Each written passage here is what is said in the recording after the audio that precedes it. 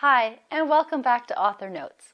Today, I want to talk about something that has truly transformed my writing journey, and that is having a supportive writing community. Stay tuned, and I'll introduce you to the 11th chapter.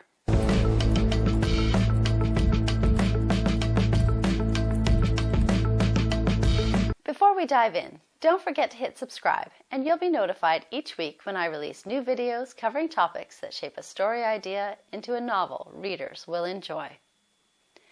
Writing can be a solitary journey, but it doesn't have to be.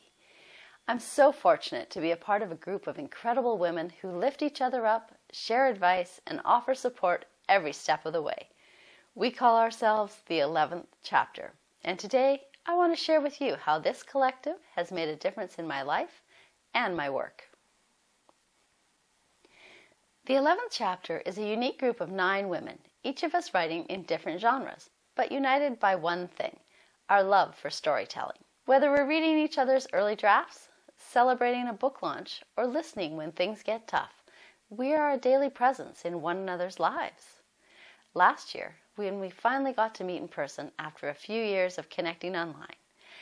And let me tell you, I was absolutely blown away. It felt like we had known each other forever. The conversations flowed effortlessly. The support was genuine, and by the end of that weekend, none of us wanted to leave. We were all so grateful to have found this group of women, and I realized that these ladies, this collective, was something my life had been lacking. Each member of the 11th Chapter brings something unique to the table, whether it's technical editing advice, marketing tips, or a listening ear when we need to vent. We all share our skills and experiences in ways that help each of us grow. But it's not just about the practical help, it's about the love and the appreciation we have for one another. We cheer for each other, and we truly want the best for one another, not just as authors, but as people.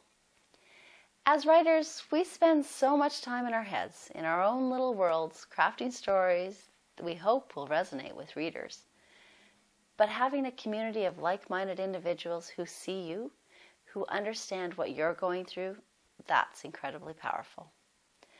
When you're stuck in a rut, or the words just aren't coming, it's the collective that reminds you you're not alone. We each have our own challenges and triumphs. But when we come together, we share those moments and find strength in each other's victories. We celebrate the wins, big and small, and we provide a safe space to commiserate when things don't go according to plan. Let's be honest, writing is hard. It's messy, it's full of self-doubt, and there are plenty of days when we wonder if we're doing it right. But that's where this community comes in. Whether we're brainstorming new ideas, crafting silly Instagram videos, or lifting one another's spirits, the 11th Chapter has become my anchor. I can honestly say that being part of the 11th Chapter has made me a better writer, but it's also made me a better person. I'm more empathetic, more confident, and more connected to this beautiful community of women who uplift one another. And now I'd like to share with you a few of the women from the 11th Chapter as they talk about one of their books. What would you do if you found yourself 16 and pregnant and your overbearing family forced you to give up your baby for your older sister to raise? That's the premise of my upcoming release, She Was Never Yours to Take, which comes out September 15th. Flash forward over a decade, and Violet is now an adult who is married and pregnant again, only her husband doesn't know about her first pregnancy, and the child who everyone thinks is her niece is actually her daughter. The problem is that Violet wants Carly back, but to do that is going to upend everything in the family. And the other secret is that she's not the only one who's telling lies. The mother in the situation, the grandmother of the baby, has a big secret of her own. The Art of Murder is a thriller set in Ontario, Canada, where a small town's seemingly perfect veneer cracks when a murder spree disrupts its tranquility, entangling 2 best friends in a web of secrets and moral dilemmas where loyalty and justice collide. Aimed at thriller and suspense lovers, this novel weaves a narrative that questions the importance of friendships and the things people are willing to do to keep their darkest secrets locked up tightly. Single mother Naomi Drum and high school junior Iris Kent might never have known one another, if not for one fateful day in early February when a teen with a gun changes everything. Summer Breakdown is about Sabrina's seaside homecoming where first loves resurface, family truths unravel, grief threatens to take over, and one summer changes everything. I just saw a video of a funeral where the best friend of the deceased got up in front of everyone and said, "You know she didn't even like any of you." This is the kind of chaos I love to see at a funeral.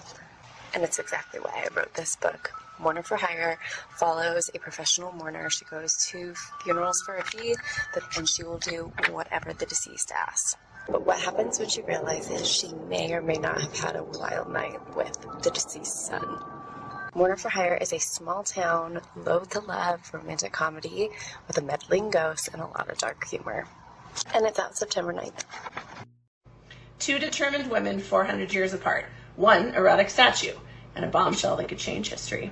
The Secret Courtesan follows modern historian Dr. Mia Harding as she risks her career and her life to prove that the sculptor of an unearthed erotic statue is not the famous man that everyone believes it is, but is in fact his secret courtesan erased by history. And finally, I want to take a moment to thank my fellow members of the 11th Chapter. You all inspire me every single day, and I'm so grateful for the bond we share. Thank you for inviting me into the fold and for being a support system, a sounding board, and most importantly, my friends. If you're someone who's been thinking about finding your own writing or reading community, I can't recommend it enough. Writing and reading books can feel like a solitary pursuit, but it doesn't have to be. Find your people, whether online or in person, and watch how much it can transform your creative journey.